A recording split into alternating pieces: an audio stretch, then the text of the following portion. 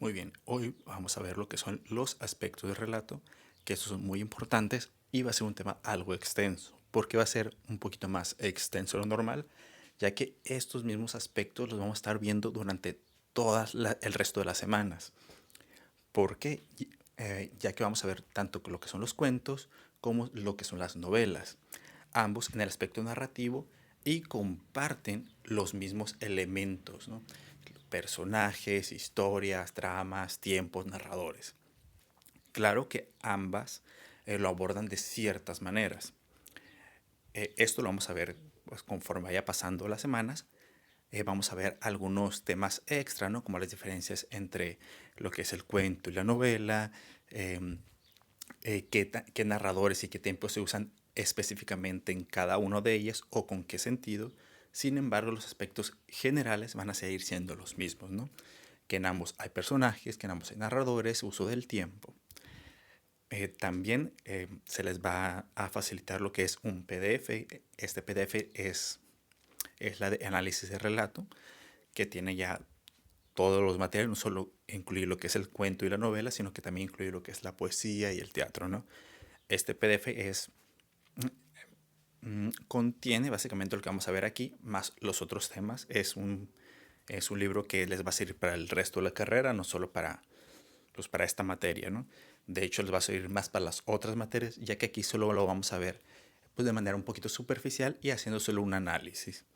Y ya el libro es mucho más profundo, que obviamente les va a servir ya para los que van a literatura les va a servir, ¿no? Comencemos con los primeros puntos, ¿no? De esos aspectos del relato que son la estructura interna y externa. Vamos a empezar por algo básico que son los personajes.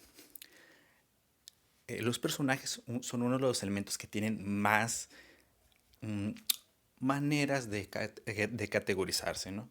Se pueden poner desde las más sencillas, que son por su función, ¿no? De que son protagonistas o principales, secundarios, terciarios, antagonistas o ambientales, ¿no? Que es una de las más básicas, y es tan básica que incluso es la que se usa tanto en primaria, secundaria y preparatoria, ¿no? Que nos enseñan. Sin embargo, hay varias. Aquí vamos a hacer un análisis un poquito más completo, sobre todo en los personajes, analizándote de todos los tipos, ¿no? Una de estos análisis o de estas maneras de encasillar un personaje es por sus dimensiones. De que hablamos con la dimensión es cómo actúa este personaje. Este personaje es un personaje activo, o sea, es un personaje funcional que hace que la historia se mueva. No es un personaje que tiene diálogos, que tiene una participación en la historia, o es un personaje caracterizador. Estos personajes caracterizadores mm, están en la historia o son mencionados en la historia, sin embargo no están dentro de dicha acción. Un ejemplo, mm, pongamos, voy a hacer un poquito más mención a películas que creo que hayan visto, ¿no? Mm, Harry Potter, ¿no? Que está basado en un libro. En Harry Potter pues se nos mencionan muchos lugares o personajes de Inglaterra, ¿no? De ese contexto. Esto porque se hace para dar una caracterización. Los personajes no están dentro de la historia como lo viene siendo Harry Potter, Voldemort, Hermione, lo que se me olvidó, el Ron Weasley, el Voldemort, los maestros, la McGonagall, todos esos, ¿no?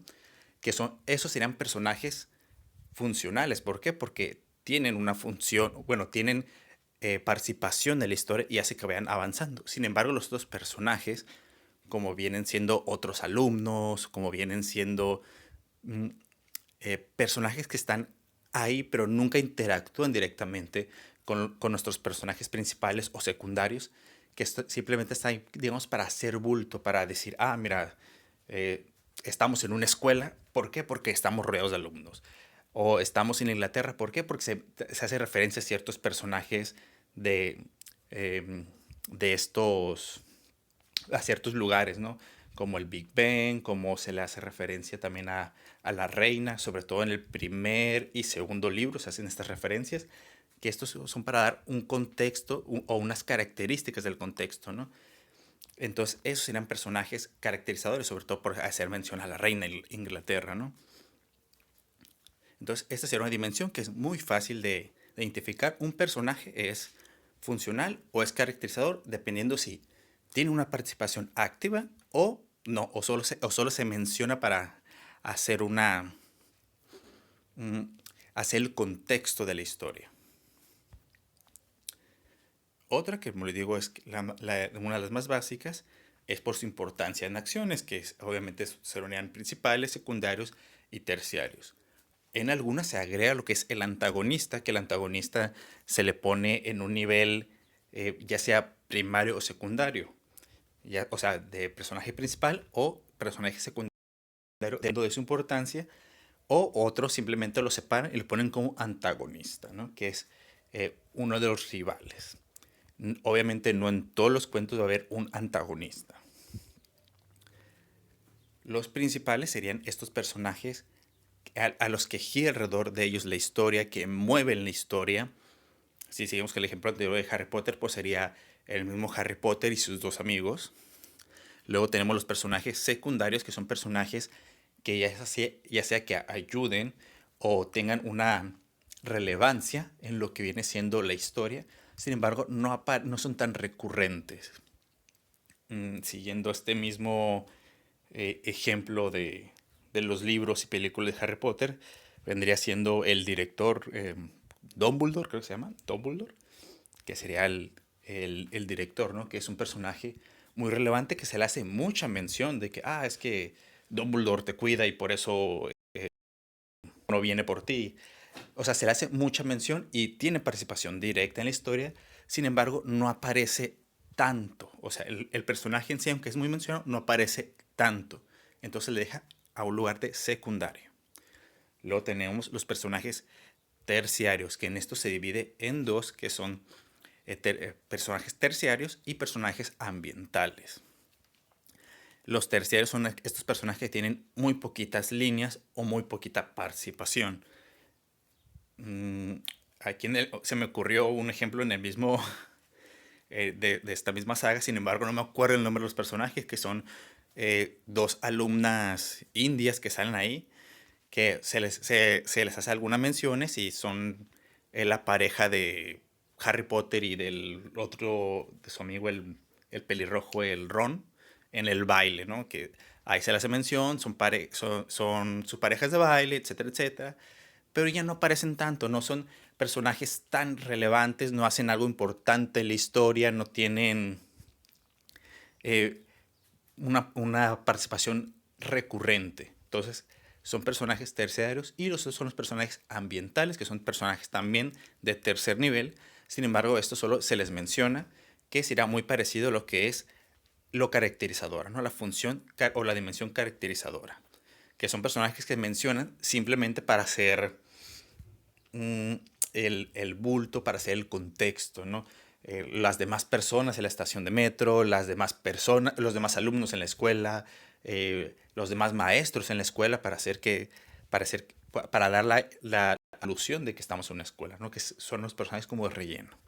Y los antagonistas pues serían estos personajes sin importar, sin importar la importancia de estos, valga la redundancia, que tengan en la historia, ¿no? Ya sea que sean muy recurrentes y sean al nivel de los principales o que aparezcan cada cierto tiempo y solo se le haga mención. Luego tenemos la de por su naturaleza. Eso es un poquito complicada. Bueno, solo en uno que es en simbólico. Sin embargo, aquí su naturaleza es este personaje de dónde sale o por qué sale, ¿no? Es ficticio, o sea, que es totalmente un personaje imaginario que nunca existió en la vida real. Veas aquí pues, el mismo Harry Potter, pues, todos los personajes que hemos mencionado hasta ahorita, que nacieron de la mente de Rowling, de que es escritora, pues son personajes ficticios, ¿no? Luego tenemos los personajes históricos, que serán, si estamos leyendo, por ejemplo, Mi lucha de Hitler, pues él habla sobre sí mismo, ¿no? Y habla sobre otros soldados pues de esta misma infantería, de estos mismos, de la Primera Guerra Mundial, ya que recuerda que Hitler peleó en la Primera Guerra Mundial y hace mucha mención a sus compañeros de esta guerra, de la Primera. Entonces, estos otros personajes que él menciona que murieron en la Primera Guerra Mundial serían personajes históricos. ¿Por qué? Porque sean personajes que él conoció y luego cuando hizo este libro, él los pone. Me estoy refiriendo a sus otros compañeros. ¿Por qué? Porque si hablamos de Hitler, como él es un personaje que está escribiendo su historia en la Primera Guerra Mundial, entonces ahí sería un personaje autobiográfico. ¿Por qué? Porque está escribiendo eh, lo que viene siendo su propia historia. Que de hecho es el último punto, ¿no? El personaje autobiográfico. Y como dije, al último vamos a dejar lo que es un poquito más complicado, que es el personaje simbólico. Este personaje simbólico puede ser tanto real, histórico como ficticio. Sin embargo, no, lo importante de él no es si es real o si es ficticio, sino que se le envuelve en un velo de simbolismo, de que se le quiere representar más, no tanto como un personaje, sino como una idea o un símbolo. Un ejemplo de esto sería pues los cómics de Capitán América en su inicio, nos estamos hablando de los años 40. Este personaje no nació como obviamente es un personaje ficticio, pero no nació como un superhéroe más, nació como un superhéroe simbólico, obviamente dirigido a niños para que los niños se fueran haciendo más patriotas, por eso se llama Capitán América. Es obviamente en el contexto de la guerra, un superhéroe que pelea contra los nazis, que tiene pues algunas habilidades, pero que se desenvuelve como soldado. Obviamente este personaje era un símbolo de lo fuerte que es América militarmente, para que los mismos niños le tomaran cierto cariño a esto y si quisieran enlistar. De hecho, pues si ven la historia del Capitán América en sus inicios, es que él quería enlistarse, no lo dejaban, hasta que por fin tuvo pues todos estos cambios, ¿no? Gracias al suero mágico el super soldado. Para los que no conocían, pues también el origen de Capitán América, me refiero al origen en la vida real de por qué se empezó a escribir ese cómic, pues este fue, ¿no? Fue un personaje simbólico. Y pues así pueden haber otros, ¿no? Ya sea tanto reales como históricos, dependiendo un poquito de lo que viene siendo el, el narrador. Por ejemplo, el Capitán América es un personaje ficticio, pero que toma un simbolismo. Otro que es un personaje histórico y que toma simbolismo, sobre todo en el libro de El Álamo, es Daniel Boone, eh, que se le hace mucha mención en el libro de cómo cazaba, como todo eso, para alentar a las mismas tropas. Aunque este es un personaje que sí existió en la vida real, aquí se le toma como un símbolo, se le hace mucha mención y se le va aumentando la importancia o mejor dicho, sí se le da esta importancia para que las tropas tuvieran este valor de seguir peleando contra el ejército mexicano, ¿no? Para los que no se recuerdan, pues la pelea del Álamo fue esta pelea por Texas en la que se enfrentó el ejército estadounidense mexicano, ¿no?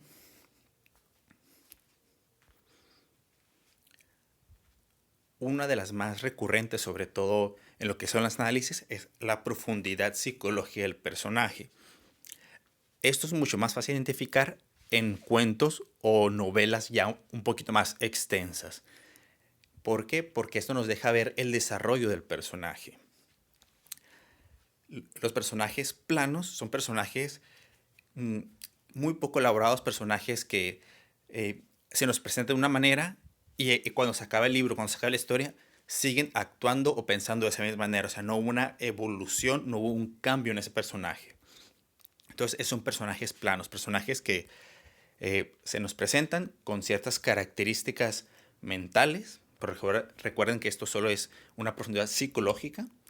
Y cuando se acaba el libro, la novela, el relato en general, ese personaje sigue pensando o tiene los mismos ideales que al inicio. Ya sea que se nos presentó tan poco que no vimos esta evolución o que pues, simplemente el personaje no evoluciona. Entonces es un personaje plano, un personaje que no cambia. Y los personajes redondos, estos aunque cuando se nos presentan, obviamente se nos presentan de cierta, eh, ya sea ingenuidad, ya sea ideales, ya sea con un pensamiento fijo, pero a través de la historia puede ir cambiando una o varias veces. Eso se le llama un personaje redondo. Eh, entonces, esta sería por la persona psicológica. Personajes planos, en pocas palabras, es que el personaje no cambia de pensamiento o no madura durante todo lo que es el libro o el relato. Y los personajes redondos sí van cambiando, son volubles. Al principio están de acuerdo, supongamos, ¿no?, de acuerdo con una guerra, pero al pasar de las hojas o de los capítulos se empiezan a encontrar que no es una guerra justa y ahora no saben qué creer o si están a favor o en contra. Eso ya sería un cambio de psicología, ¿no? Ya que al principio son súper patriotas o medio libro, medio relato, ya no saben si son los buenos, si son los malos, ya no sabe si seguir, si desertar. Entonces eso ya sería un cambio de psicología. Entonces el personaje entra como un personaje redondo. El siguiente, que es el ambiente o la atmósfera, esto ya nos referimos a lo que viene siendo... Ah, perdón, se detuvo. Bueno, aquí nos referimos a dos cosas. A veces se suelen separar y es ambiente y atmósfera. Sin embargo, también se les suele juntar, como en este caso, que es ambiente o atmósfera. Aquí nos podemos entender dos cosas. Uno es el espacio geográfico. eh, Hablando, ¿cuál estamos viendo ejemplo? El Capitán América, ¿no? Eh, el Capitán América, las primeras que salieron eran obviamente este personaje peleando en la Segunda Guerra Mundial en los años 40, ¿no? Entonces ahí tenemos el espacio o las coordenadas de donde se ubica. O sea, el ambiente es la Segunda Guerra Mundial, los años 40, en el campo de batalla, ¿no?, de la Segunda Guerra Mundial. Entonces, ese sería nuestro ambiente. Pero también se entiende como ambiente o atmósfera el que provoca, ¿no? Está rodeado de esto.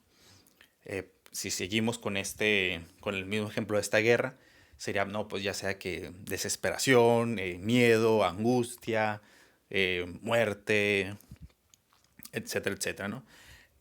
También otro ejemplo para los que ya leyeron un poquito más, bueno, eso no me acuerdo si se los puse, pero por ejemplo los que ya leyeron a Edgar Allan Poe en El Pozo y el Péndulo, el espacio geográfico, bueno, el ambiente y la atmósfera se pueden ubicar como un espacio geográfico en Francia, al final de la Inquisición o a mediados de la Inquisición, en una habitación oscura con un pozo. Entonces, ese es el espacio geográfico que se nos presenta, el ambiente de la novela o del relato, pero también este mismo ambiente influye en lo que es el personaje. El ambiente no es un personaje, sin embargo, afecta a nuestro personaje al darle miedo, al darle desesperanza, desesperación, al sentir que va a morir, ¿no? Aquí están unas imágenes para que se distraigan un poco. Ay, mira, el puerquito de arriba está disfrazado de unicornio. Sigamos. Otra de las cosas es el tiempo. Aquí vamos a ver dos principales, que es el tiempo externo, o también se le llama tiempo histórico, y el tiempo interno o narrativo. El tiempo histórico es la época, ¿no? Eh, los años 40, 1888, la Primera Guerra Mundial, en la actualidad. Sí, simplemente nos referimos a la época. Nuestra novela, ¿en dónde está ambientada? En la actualidad, está ambientada en los años 80, en los años 60, está ambientada en el futuro. O sea, ese sería el tiempo externo o el tiempo histórico. Y luego tenemos el tiempo interno narrativo, que este es el tiempo en el que transcurre la novela. Uno de los posibles libros, bueno, dependiendo si están viendo bueno, este video es antes de leer los libros, así que si para los que hayan leído la Aura o cuando leamos Aura, Aura pasa en tiempo externo o tiempo histórico en los años 70 más o menos. Y ese sería el tiempo externo, porque es cuando pasa la novela, pasa en los años 70, ¿no? En la Ciudad de México. Sin embargo, el tiempo interno es cuánto tarda o cuánto se supone que tarda los hechos pasados a novela. Son algunos cuantos días, ¿no? Que incluso ahí te va diciendo el personaje, ¿no? En el segundo día de trabajo en esta casa pasó esto, esto, esto. En el tercer día pasó esto, esto. O sea, en esos cuantos días sería lo que viene siendo el tiempo interno o el tiempo narrativo. Si nos vamos a otra... los libros de Harry Potter, ¿no? El tiempo, el tiempo narrativo, un tiempo interno, usualmente está dividido por el año escolar, el primer año en la escuela de Harry es el primer libro, ¿no? El segundo libro es el segundo año y así. Así se va, ¿no? Que cada libro abarca en tiempo narrativo, un tiempo interno, alrededor de un año. Luego ahí tenemos lo que viene siendo, esto ya es un poquito más de morfología, esto no lo vamos a ahondar aquí, ya que esto ya es un poquito más complicado, ya va directamente con la morfología narrativa, que es el ritmo del relato, que es diferente al ritmo que se ve en poesía, ¿no? El ritmo del relato es qué tanta información o qué tanto avanza el tiempo interno de la novela, ¿no? Esto va a ir un poquito más para los que han visto la película de It y leído el libro. Que lo que viene siendo la película viejita de It, la de los años 90 creo, o principios de los 2000, tiene un ritmo narrativo rápido, mientras que el libro en el que está basado tiene un ritmo narrativo lento. Estas personas que han leído pues van a poder hacer mejor la comparación con los ejemplos que le voy a dar, ¿no? Al principio de la novela se suicida uno de los amigos y obviamente esto también pasa en el libro, en la película, perdón, en la película pasa alrededor de 20, 30 segundos que el tipo recibe la llamada de que, oye, Ethan volvió a aparecer. Entonces el tipo va y se suicida. Es un ritmo narrativo rápido. Pasa en unos cuantos segundos. Sin embargo, al irnos al libro, el ritmo narrativo es lento.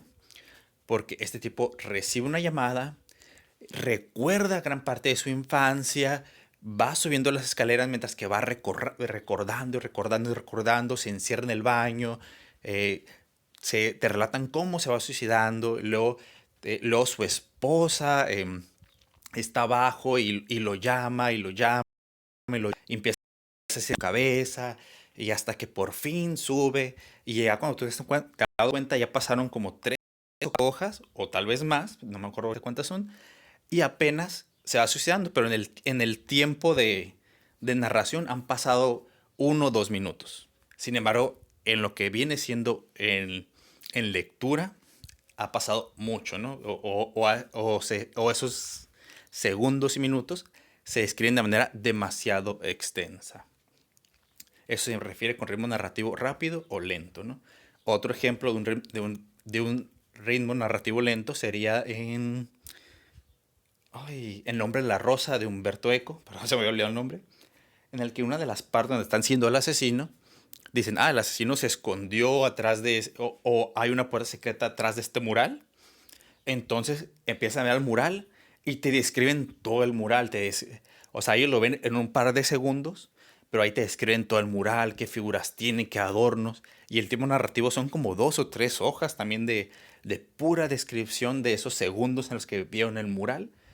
Pero sin embargo, como les digo, son un par de segundos ya que después la historia sigue avanzando. Pero esto es un ritmo narrativo lento. Un ritmo narrativo rápido sería que varias cosas pasan alrededor de unas cuantas, perdón, mucho tiempo pasa alrededor de unos eh, cuantos párrafos o renglones, ¿no? De que dicen, ¿qué libro estaba mencionando? Harry Potter, ¿no? Que en unas partes, que me acuerdo cuando leí que decía que y Harry Potter, cuando está en el torneo de los magos, creo que es el cuarto libro, cuarta película, el Cáliz de Fuego, que ahí te dice, no, y tengo 3 meses para resolver el problema. Y esos 3 meses pasan en un solo capítulo, ¿no? Que en ese capítulo va, visita a su amigo. Y de repente ya cuando se va acabando el capítulo, ya te dicen que ya casi llegamos a febrero, ¿no? Es que ya han pasado 3 meses. Entonces eso era un ritmo narrativo rápido. Estas son unas cositas extras que yo le puse. Estas no se las vamos a pedir, no se las voy a pedir, pero en el trabajo. Eso es como para hacer mención un poquito también tiene que ver con el tiempo, pero es el tiempo presentación de lo que es los hechos. Tal vez el primero, lo conocen mucho, que es la analepsis, que se conoce como flashback, que es hacer es recordar parte del pasado, que se te presente información importante de la historia yéndose al pasado. Y la otra es la polepsis, que es, es la anticipación, es presentar algo que va a pasar en un futuro. Obviamente el flashback es mucho más fácil de presentar, ya que se supone que todos los personajes ya tienen un pasado y que como nosotros no los conocemos a profundidad, se nos cuenta base a este pasado. Sin embargo, para presentar una prolepsis es narrativamente muy difícil. ¿Por qué? Porque no es tan orgánica como el recuerdo. Como todas las personas recuerdan, pero para presentar algo del futuro, tiene que ir, para que se presente de manera orgánica, tiene que ir de acuerdo a la narrativa. La otra vez estaba viendo una película que usa mucho esto, la prolepsis, que es sobre un tipo que puede predecir el futuro. Obviamente aquí sí se siente como manera orgánica de que este tipo tenga flashazos del futuro. Entonces que ahí sí se puede presentar mucho, ¿no? Sin embargo, es un recurso, no es tan utilizado pero sí es utilizado en algunas narrativas, ya sea que el mismo narrador te lo presente como que, pero este personaje no sabe que en 3 meses le pasará tal cosa, pero vamos a ver estos 3 meses antes de que choque, ¿no? O antes de que su vida cambie, etcétera, etcétera. Entonces, aquí se nos da un adelanto de la historia también.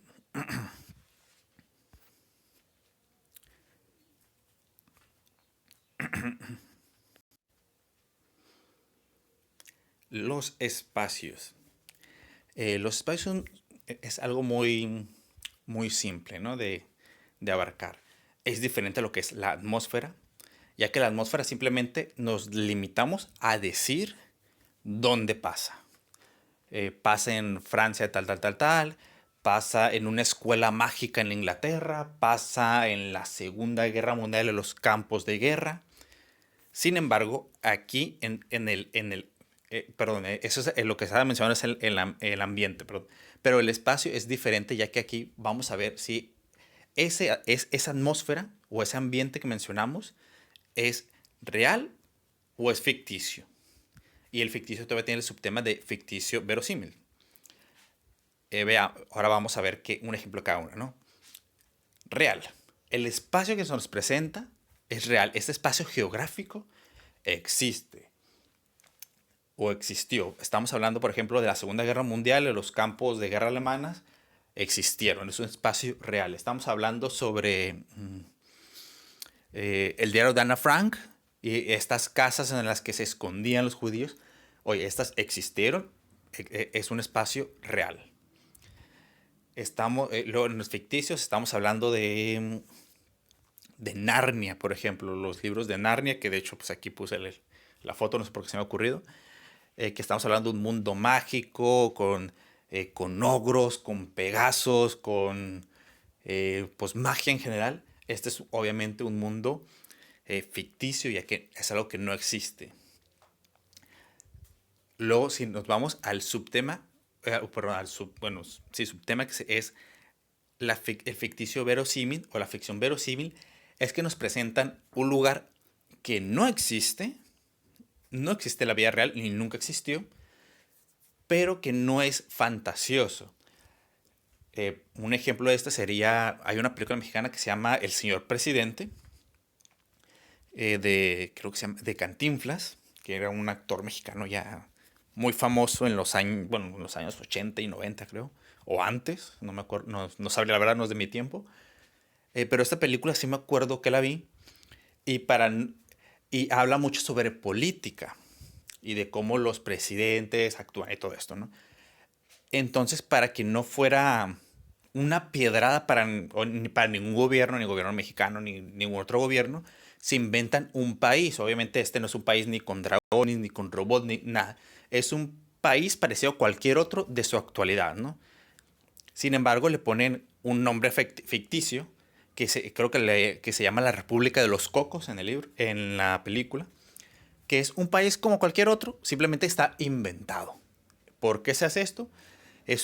Obviamente, pues para no ofender a ningún político o que se haga referencia a ningún método de política, ¿no?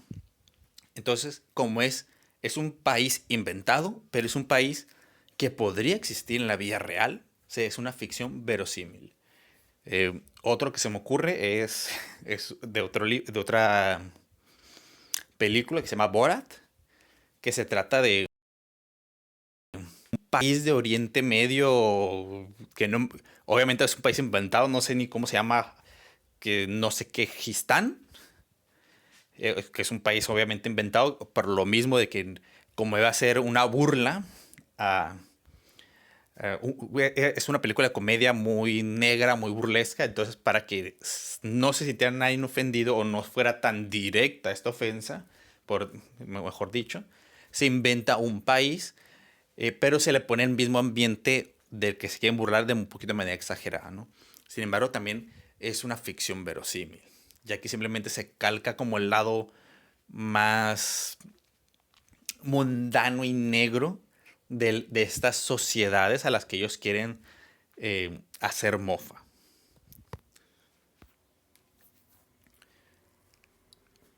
Los siguientes son el tipo de narración o cómo avanza la narración. Aquí una narración entendiéndose por todo nuestro relato. Uno de los más comunes es el lineal o el lógico o lo cronológico, que se nos presentan por cómo van sucediendo los sucesos, ¿no? Al principio pasa esto, luego pasa esto, y luego al final pues se muere el personaje, ¿no? Etcétera. Entonces, perdón, tuve que detener la video un poquito. Entonces, la lineal es como la más básica, ¿no? Se encuentran la historia de cómo fue pasando. Por ejemplo, el diario de Ana Frank nos cuenta, pues, desde que leyó en el diario hasta que pues fue capturada, ¿no? Y incluso ahí se nos va diciendo los días en los que ella hizo, ay, quiero diario hoy, eh, hoy me pasó esto, quiero diario hoy pasó tal cosa, mira, hace 3 meses que no te escribo, que no escribo en ti, no sé qué, porque ha pasado esto. Pero ahí te lo va contando toda la historia en el orden en que fue pasando. Luego tenemos la estructura circular, que esta es un tipo de narración no tan no muy usada, de hecho en lo que viene siendo libros y películas, casi no se usa. Mm, Pero uno de los mejores ejemplos sería pues Cien años de soledad de Gabriel García Márquez, ya saben, este premio Nobel colombiano, que es uno de los escritores latinoamericanos mm, más emblemáticos pues, del siglo XX, y es uno también de los más emblemáticos del boom latinoamericano, en el que la historia, aunque no da vueltas la historia, es una historia circular en la que eh, la historia va avanzando y se va acomplejando, ya sea por personajes y relaciones interpersonales, pero al finalizar acaba con el mínimo de personajes y se da a entender que la historia va a volver a empezar con la misma descendencia, ¿no? Y que va a ser un círculo de 100 años en los que estos mismos personajes van a estar no estos mismos personajes, pero sí esta misma familia, que es los Buendía, van a estar en este bucle de ascenso y multiplicación de miembros familiares durante 100 años hasta que al final de estos va a quedar el mínimo de miembros de la familia y que este ciclo se va a estar repitiendo, ¿no? una de las estructuras que más me gusta es la siguiente, que es la caleidoscópica, perdón, que es donde varias historias se van contando y que se van juntando en cierto punto, ¿no? Aquí se me vienen a la mente varias películas, pero ningún libro ahorita. Pero sí, sí he leído libros así. A ver, bueno, se me viene a la mente ahorita la de una película mexicana que se llama Amores Perros, en los que te van contando la historia de un tipo desempleado, luego te cuentan la historia creo que de una mujer que engaña a su marido, luego te cuenta la historia de dos tipos que están ahí, ¿cómo? Que están en las peleas de perros, y pues te van contando sus historias individuales hasta que un día hay un choque y se ven involucrados estas personas, ¿no? Entonces ahí es donde está este punto de quiebre. Otra película que tiene este sentido de estructura caleidoscópica, bueno, película, y también está basada en lo que viene siendo una novela gráfica, es la de Sin City, la ciudad del pecado. Es la primera película, ya que la segunda no está directamente basada en lo que vienen siendo los libros, sino que donde te van contando la historia de varios personajes que viven en esta ciudad de Sin City. Y pues en ciertos puntos se van juntando, ¿no? Ya sea que algunos personajes de dos historias se encuentren en un bar y influyen en la historia del otro, ya sea que uno trabaje de médico en cierto hospital y luego otro personaje vaya a acabar en ese mismo hospital como paciente y se topen y se cruzan algunas palabras, ¿no? Eh, Esto sigue siendo caleidoscopio, ya que las historias se van entrelazando en ciertos puntos, haciéndote entender que están en el mismo universo. Por ejemplo, las películas de Marvel, eh, aunque son películas independientes, hay películas a las que se van juntando estos personajes que son, por ejemplo, antes eran por la de los Vengadores, ¿no? Que será otro ejemplo en este caso, una película historias individuales de estos personajes se van juntando. Luego tenemos la estructura de muñecas rusas, que tenemos una historia principal. Y en esa historia principal van metiéndose otras historias, ya sean de historias de los personajes secundarios, ya sean tramas aparte, nuestros personajes principales son, digamos, un grupo de adolescentes que van a una secundaria, pero de repente hay un capítulo que te cuentan una leyenda que pasa en su escuela, ¿no? En la que estos personajes no son, no son los protagonistas, pero como van a esa escuela, se va contando esta historia sería como una historia de relleno, pero que tiene que ver con su ambiente, ¿no? O que te cuenta la historia de una compañera de clase que sufre bullying y te cuentan toda la historia de dónde vive, de cómo pasa, aunque sea un poquito de esa historia. Esto viene siendo también historias aparte, historias secundarias. Y si se juntan varias de estas, se puede calificar como una estructura de muñeca rusa. Y por último, una de las más complicadas o más, digamos, extrañas o difíciles de encontrar es la de espiral, que es donde hay un tema principal y se va volviendo a él recurrentemente. Uno de los libros que maneja eso, que uno de los libros más famosos que maneja eso es el del túnel, que el personal a mí no me gustó tanto. Sin embargo, sí sé que tiene como que un fandom muy, muy grande. Este es un libro que maneja mucho lo que es la filosofía, el sentirse atrapado y da las referencias o da la ilusión a este túnel, ¿no?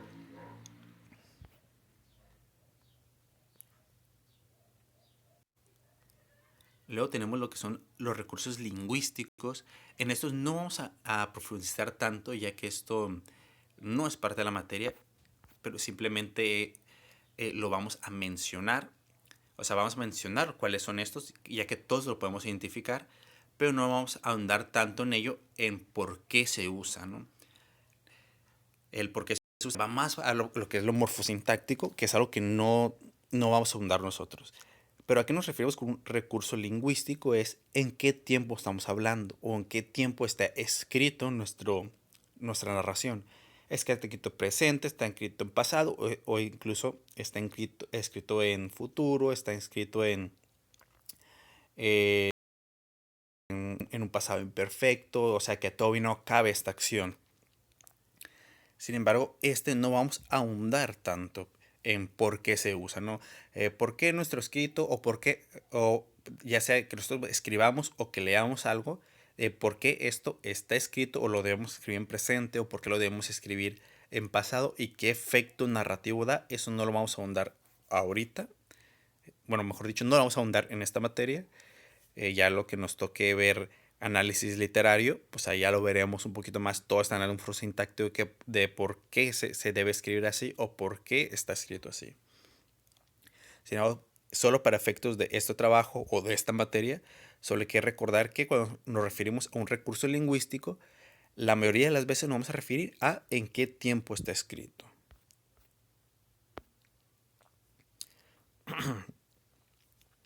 Entonces ya brincándonos al último de nuestros temas de esta semana, nos vamos a ir directamente a lo que es el narrador. Ya vimos lo que son los tipos de narración, la lineal, la caleidoscópica, todas estas. Pero ahora, ¿quién cuenta la historia? Hay que recordar que el narrador puede ser este personaje o este ser que nos relata la historia, ya sea que eh, esté dentro o fuera de la misma. Aquí lo vamos a dividir por cómo habla este narrador. Aquí nos referimos en cómo habla, en cómo se refiere, ya sea habla en primera persona, habla en segunda persona, en tercera persona, habla desde fuera del texto. Entonces, teniendo en cuenta esto, vamos a ver primero los de primera persona, que tenemos los protagonistas, los testigos y los monólogos internos. El primero que sea el protagonista sería que el mismo personaje principal está contándote la historia de qué está pasando, ¿no? Tal día me levanté, fui al baño, luego me estaba haciendo la comida y luego me di cuenta de que había un asesino escondido en mi casa y ahí te empieza a contar la historia, ¿no? El narrador testigo es alguien que te cuenta lo que él está viendo.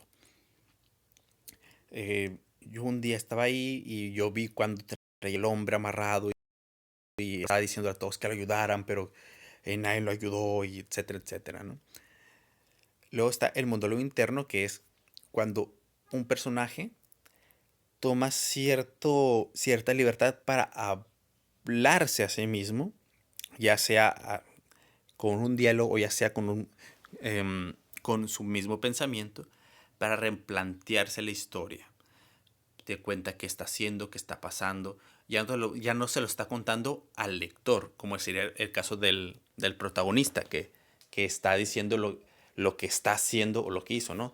Que es, me levanté, eh, eh, estoy yendo al trabajo, o mientras que voy al Oxxo veo que hay un perro herido y decido ir a ayudarlo, que esto sería el que estoy haciendo, que es un narrador protagonista, pero el monólogo interno es el que estoy pensando, él se debate consigo mismo. Eso se puede ver mucho en lo que son las obras shakespearianas, en el que un solo personaje hace un soliloquio diciendo el que piensa, habla, se cuenta a sí mismo cuáles son sus planes y por qué los quiere llevar a cabo, a quién odia y por qué lo odia. Sin embargo, no se lo está diciendo a otro personaje, son cosas que él mismo sabe, pero se está autodebatiendo.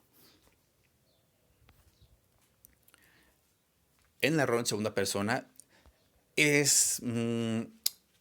este creo que es uno de los elementos más complicados de encontrar, principalmente porque es un narrador que no está ni dentro ni fuera de lo que viene siendo el texto. Simplemente está como que en este limbo. Es uno de los pocos ejemplos de un narrador en segunda persona que tenemos, que de hecho es una de las posibilidades a leer, es el libro de Aura de Carlos Fuentes, que está escrito con un narrador en segunda persona. El narrador en segunda persona es el que te habla directamente a ti como lector, como si tú fueras el personaje principal. Eh, a veces, haciendo así de memoria, algo que me acuerdo de las primeras hojas del libro de Aura es que te dice, te sientas y pides un café. Entonces, mientras que estás hojeando el periódico, ves ese anuncio que es perfecto para ti. O sea, el narrador te está hablando directamente a ti como lector como si tú fueras el personaje principal. Es un poco raro, eh, ya que aquí el narrador no está ni dentro ni fuera de la novela, pero te habla como si tú sí estuvieras dentro de la novela. Les digo que es raro, ya que es para una historia muy larga, es muy complicado de seguir o que se sienta orgánico. Otros de los más usados son los narradores en tercera persona. Narradores que no están directamente dentro del texto, excepto por el narrador testigo, que muchas veces tampoco está. Aquí, bueno, aquí la diferencia entre el narrador testigo en primera persona y el narrador testigo en tercera persona es el tiempo que te lo cuenta. Usualmente el narrador testigo en tercera persona te cuenta algo que pasó ya hace tiempo o te lo cuenta algo que él, como él lo recuerda, ¿no? Serían esas historias de de un anciano que dice, no, yo hace 70 años vi como en el libro El corazón del mar, por ejemplo, que es un libro en el que se basó para posteriormente escribir Moby Dick, que te cuentan de cómo se embarcaron, de cómo vieron a una ballena que los quiso hundir, etcétera, etcétera, ¿no? Ese sería un narrador testigo en tercera persona, ya que aparte que habla como si estuviera fuera del texto, te cuenta lo que viene siendo una historia que ya pasó y en la que él mismo, aunque es testigo, no se está involucrando directamente. Luego tenemos otros que son el omnisciente y el objetivo, que ambos están fuera de la historia, pero te cuentan lo que está pasando. El omnisciente es este narrador que sabe todo lo que está pasando tanto fuera, dentro de los personajes. Te puede contar lo que está observando, te puede contar lo que sienten, lo que piensan, lo que planean hacer. Este sería como una especie de Dios, por decirlo así, que conoce todo lo que pasa, lo que conoce todo lo que piensan, conoce todo lo que va a pasar en la historia.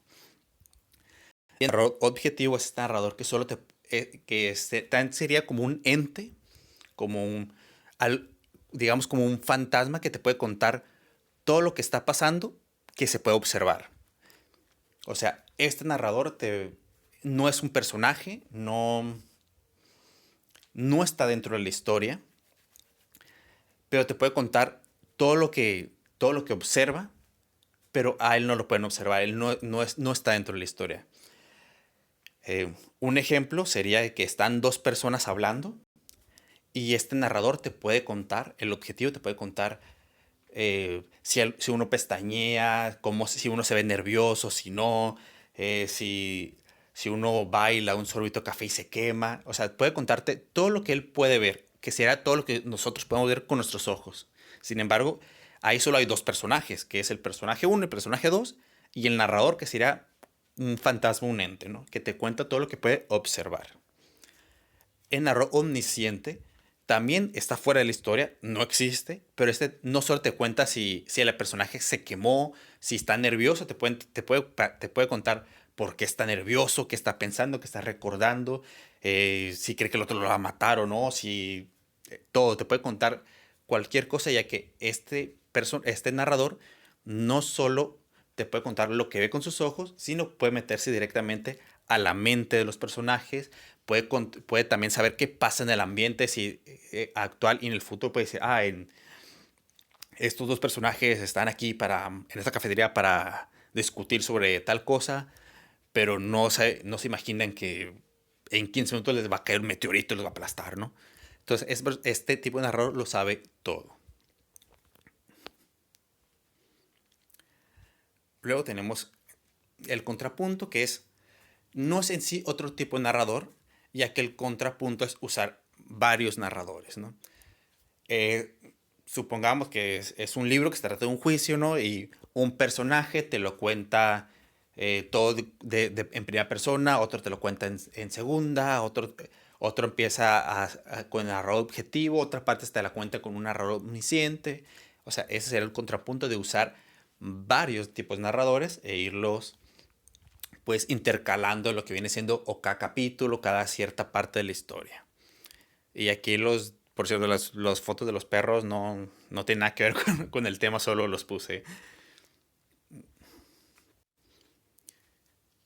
Y hay otro que es tam- también muy poco utilizado, sin embargo se agrega lo que viene siendo, eh, bueno, que ahí depende más de cómo habla el personaje, si habla en primera, en segunda, tercera persona, que es el narrador inepto o el narrador incompetente, que es, digamos, un narrador de tipo cómico o un narrador que no sabe narrar. Este puede ser puede manejarse en cualquiera de estos ámbitos, por eso aquí no le agregué ninguno. Puede ser el que habla en primera persona, puede ser el que habla en segunda o en tercera. Sin embargo, este narrador, que es el narrador incompetente, es un narrador que no sabe narrar de manera intencional, ya sea para agregar algún chiste, ya sea para a darle un tono cómico a lo que viene siendo la historia, la narración, ¿no? Me acuerdo que una vez estaba leyendo una parodia de Sherlock Holmes y que usaban a este narrador incompetente, que era un narrador omnisciente incompetente, por eso le digo, puede ser en cualquiera, que él te va contando ahí la historia y en una parte dice, ay, pero Charlo no se imagina que el asesino en realidad es el mayordomo. Y ahí, pues, ahí te va a dar, pues, es este narrador, vaya, que se usa como recurso cómico, ¿no? Y por último, tenemos lo que son los diálogos, que estos diálogos no están directamente en los textos, pero sí puede haber diálogos que de manera indirecta. Ahorita vamos a ver cómo son cada uno de ellos. Entonces tenemos lo que son diálogos directos libres, y luego están diálogos indirectos y diálogos indirectos libres. Vamos a ver lo primero en que es indirecto y que es directo, ¿no?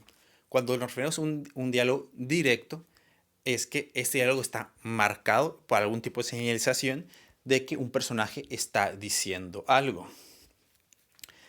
El más común es es el que tenemos con estos guiones, ¿no? Entonces, cuando nosotros vemos este guión, es una indicación de que hay un diálogo. Está lo que es bien directo, que es que este diálogo señalado con algún tipo, ya sea un guión, ya sea un punto, ya sea un asterisco, dependiendo del tipo de libro que leamos, está separado. Entonces, este sería un diálogo directo. Un diálogo con estilo directo, perdón. Y cuando tenemos este diálogo señalado, sin embargo, no está separado, sino que está en el párrafo. Ahí tenemos nuestro guión, pero después de este diálogo sigue más texto que ya es parte de la narrativa. Entonces, este es un diálogo directo, porque obviamente porque está señalado con estos signos gramaticales. Sin embargo, no está separado. Entonces sería un estilo directo libre. ¿Por qué? Porque aunque sí está señalizado con símbolos, está dentro del mismo texto. Luego tenemos lo que son los diálogos indirectos, que otra vez estamos el indirecto y el indirecto libre, que estos no están señalizados, ¿no? Juanita le dijo a Juan que la comida estaba hecha, etcétera, etcétera, etcétera. Sin embargo, no te lo marcan ni con un guión ni con nada, pero ahí ya te están diciendo el diálogo, ¿no? Tal persona dijo esto. O que el mismo narrador te empieza a contar los diálogos o te empieza a contar la charla de dos personas. Entonces, son diálogos, pero son diálogos indirectos, ya que no te lo están señalando. Hay que recordar que lo principal aquí va a ser, o lo único que se les va a pedir para el trabajo es indicar si un diálogo es directo o indirecto, independiente de si es con estilo libre o sin estilo libre. Les recuerdo que a las alturas que estoy haciendo el video, únicamente tenemos elegido lo que es el cuento, que es Solo vine a llamar por teléfono, y que al momento que estoy haciendo este video, que es en la semana 11, tenemos lo que es la votación para lo que es el libro. Los que no hayan votado les recomiendo em, votar. Ahí están todos los libros posibles. Incluso si alguno quiere ofrecer algún otro libro más, nada más tiene que mandar un correo para agregarlo ahí. Recuerden que lo único que les pido es que sea un libro corto de menos de 100 hojas y que de preferencia tengan o conozcan que exista un audiolibro de ese mismo libro, ¿no? Sin más que decir, para que no sea aún más extenso, que de hecho pues es una hora de grabación, los dejo. Recuerden eh, la un- que recuerden que para esta semana, la semana 11, hay que ver lo que es este video para la clase, ahora sí va a haber una clase el próximo lunes. Comentemos las dudas, comentemos qué partes no encontramos del cuento. A tal personaje, no sé si encasillarlo como un personaje redondo o un personaje plano. No sé si el jefe de policía es secundario o terciario. No sé si el doctor, psiquiatra, director del sanatorio es un personaje funcional o caracterizador. O sea, todo esto es lo que vamos a discutir la siguiente clase. O sea, sí vamos a ver un poquito otra vez el tema, pero lo principal de aquella clase va a ser en que nos encontramos, en que vamos a tener dudas, ya que la próxima semana sí vamos a tener una entrega, que va a ser este análisis estructurado de lo que viene siendo Solo viene a llamar por teléfono. Muy bien, chicos y chicas, los dejo. Cualquier duda o comentario, los espero. Perdón por tantas pausas en el video o porque de repente me estuve yendo. Hay mucho movimiento aquí en la casa. De hecho, por eso ayer no pude darle la clase. Em, y bueno, pues sería todo, ¿no? Nada más como que las disculpas por los que ayer apartaron bueno, el lunes apartaron su tiempo y pues no pude estar ahí. De hecho, pues ahí les puse un aviso como 2 horas antes de la clase. Espero que todavía hayan podido ver. Y pues básicamente sería todo, ¿no? Cualquier duda, comentario, me lo dicen. Hay personas que les había dejado entregar los trabajos atrasados.